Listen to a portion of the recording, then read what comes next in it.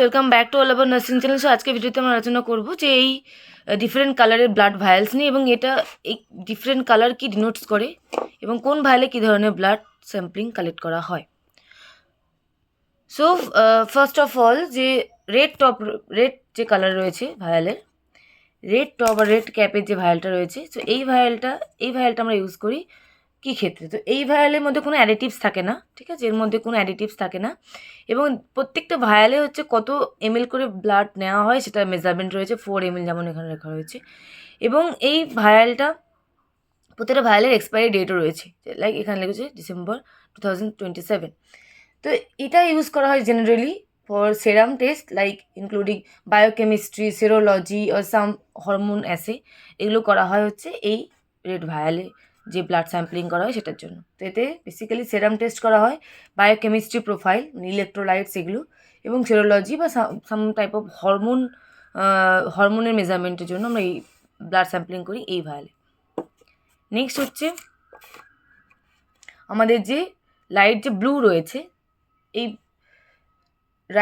Light blue top যেটা রয়েছে মানে ক্যাপ রয়েছে, এই ব্লু ভায়ালটা হচ্ছে 2 ml ব্লাড কন্টেইন করে, এবং এর মধ্যে থাকে অ্যাডিটিভস, থাকে সোডিয়াম সাইট্রেট, ওকে, 3.2% সোডিয়াম সাইট্রেট থাকে।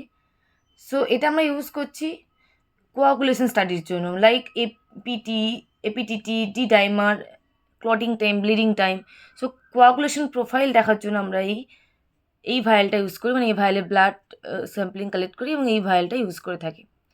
তো এর মধ্যে থাকে সোডিয়াম সাইট্রেট 3.2%, এবং এটার মধ্যে আমরা মানে ব্লাডের অ্যামাউন্ট থাকে 2 ml ম্যাক্সিমাম, এবং এটা হচ্ছে আমরা ইউজ করি for the coagulation profile studies, okay.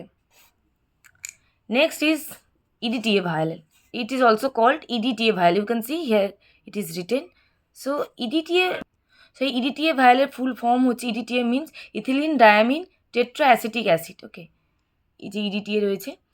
So EDTA ভায়ালে basically তোমার ইথিলিন ডায়ামিন টেট্রাঅ্যাসিটিক অ্যাসিড এই কম্পাউন্ডটা থাকে এই ভায়ালের মধ্যে অলরেডি, বিকজ এটা কী করে না, এটা ক্লটিং প্রিভেন্ট করে, ইট প্রিভেন্টস ক্লটিং। সো এই কম্পাউন্ডটা ব্লাড ক্লট হতে দেয় না। তো এই EDTA ভায়াল আমরা কেন ইউজ করব, ওকে। সো এই EDTA ভায়ালটা আমরা ইউজ করি for the complete blood count, like CBC, HbA1c আর ব্লাড স্মিয়ার।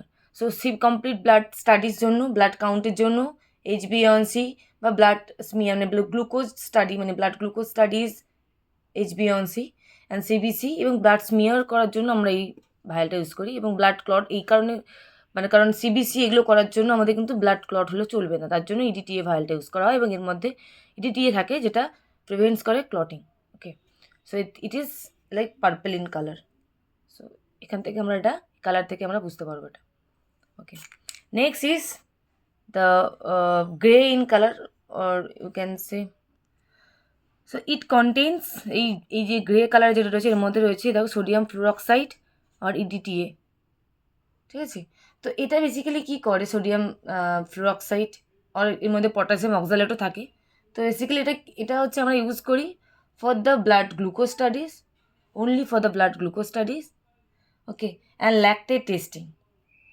তো এটা দেওয়া থাকে এর মধ্যে সোডিয়াম ফ্লুরক্সাইড আর তোমার পটাশিয়াম অক্সালেট আর EDTA, কারণ এটা বেসিক্যালি কী করে না, প্রিভেন্টস করে গ্লাইকোলাইসিস। তো আমরা বেসিক্যালি এটা গ্লুকোজ স্টাডির জন্য করে থাকি, ব্লাড গ্লুকোজ লেভেলের জন্য, ল্যাকটেটের জন্য। যদি গ্লাইকোলাইসিস হয়ে থাকে তাহলে কিন্তু রেজাল্ট ভুল আসবে, তার জন্য গ্লাইকোলাইসিস প্রিভেন্ট করার জন্য সোডিয়াম ফ্লুরক্সাইড আর পটাশিয়াম অক্সালেট আর EDTA দেওয়া থাকে।